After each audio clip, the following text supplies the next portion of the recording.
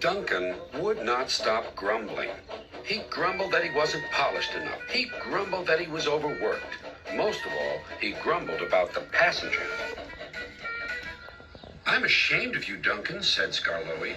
"Thank goodness Rheneas is coming home soon. Perhaps he'll teach you some sense before it's too late." "What has Rheneas to do with me?"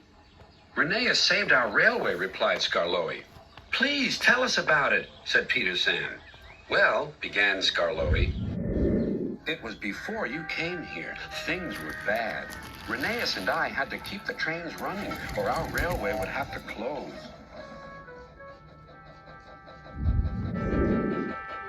"How awful," murmured Peter Sam. "I tried hard," continued Skarloey, "but my old wheels ached." Rheneas understood. "It's my turn now," he'd tell me. He was often short of steam, but he always struggled to a station and then rested there. "I mustn't stop between stations," he'd say. "The passengers wouldn't like it." Huffed Duncan. He had stopped on a viaduct and hadn't cared at all. "Passengers," continued Skarloey, "get cross if you stop at the wrong places. Rheneas stopped in the wrong place once, and this is what happened." One wet and windy afternoon when the rails were damp, Rheneas was traveling home with a full train. There were even passengers in the caboose. It wasn't a comfortable ride at all. Rheneas's wheels kept slipping, and it was a steep climb.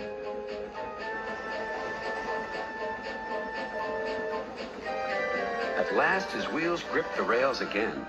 The worst is over, he thought. Now we're away.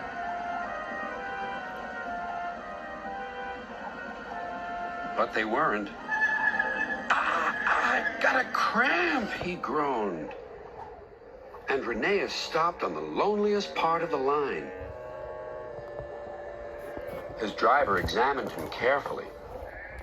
"Your valve gear has jammed. We need to reach the next station. Do you think you can still get us there?"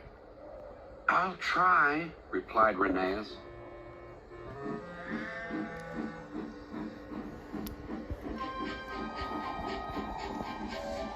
Rheneas did his best.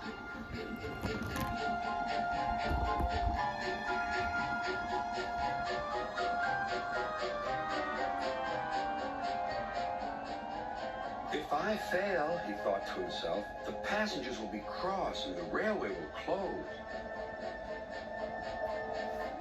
Everything blurred. He was really too tired to make another turn of his wheels, but he did. And another, and another, and another.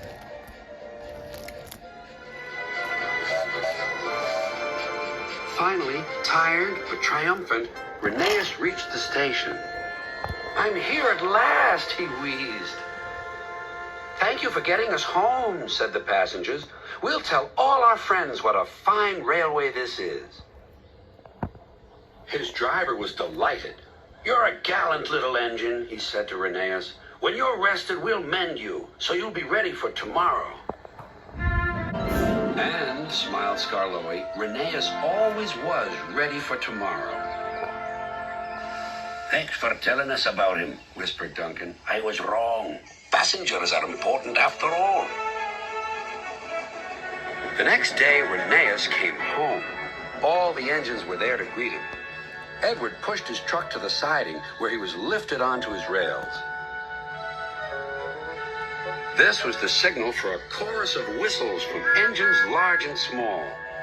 Everyone was happy, and Rheneas was the happiest of all. "You know," he whispered to Skarloey, "this helps a little engine to feel that at last he has really come home."